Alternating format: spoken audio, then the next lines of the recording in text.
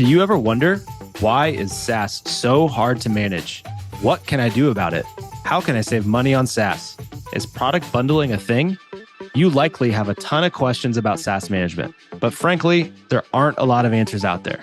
I'm Ben Pippenger, your resident SaaS expert, and this is SaaS Me Anything, the show that brings clarity to the chaos of SaaS.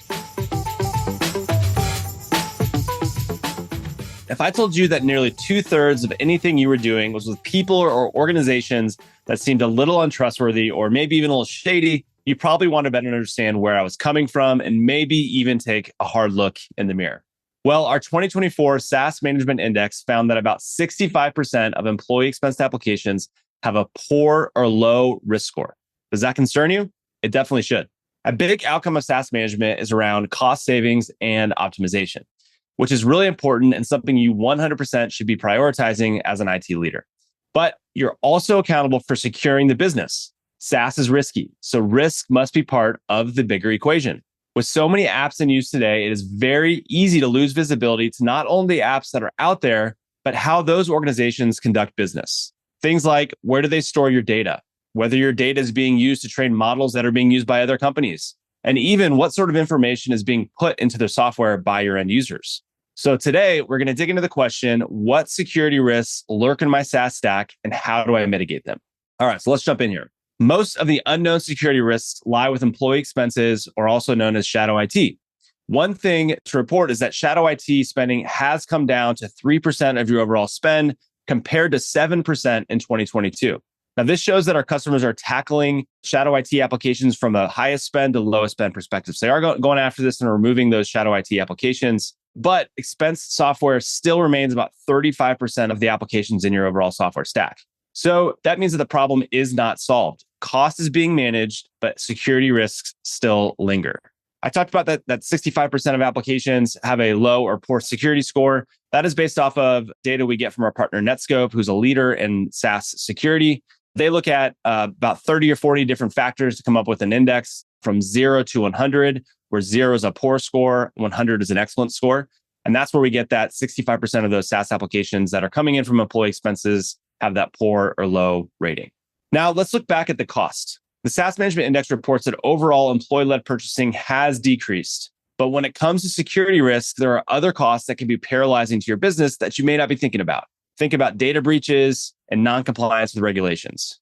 So from a financial perspective, a data breach can be extremely costly. IBM's 2023 cost of a data breach report found that in the US, a data breach can cost $4.45 million. That's about a 15% increase over the last 3 years. And then there are fines for non-compliance. New regulations coming out in the US as well as around the world are requiring you to report on data breaches, and some within a pretty quick timeline. So if you don't have the visibility that you need, you're at risk of not complying in those timeframes and being fined for being non-compliant.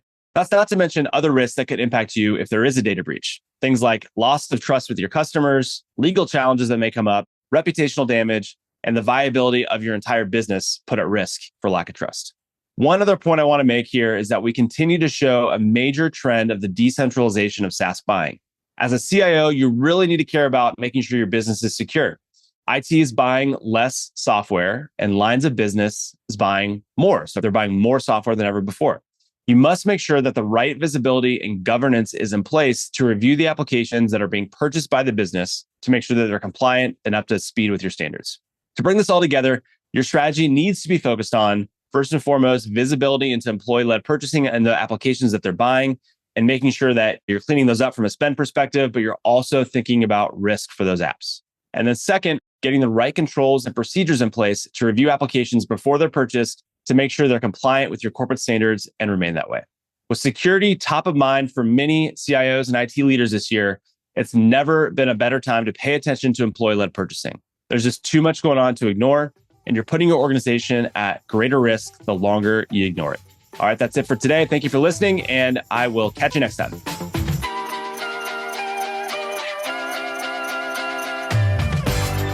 Do you have questions about SaaS and how to manage it? Submit your questions at the link in the show notes, and tune in next time for more answers from your trusted source of SaaS management insights and trends. Go ahead, SaaS me anything.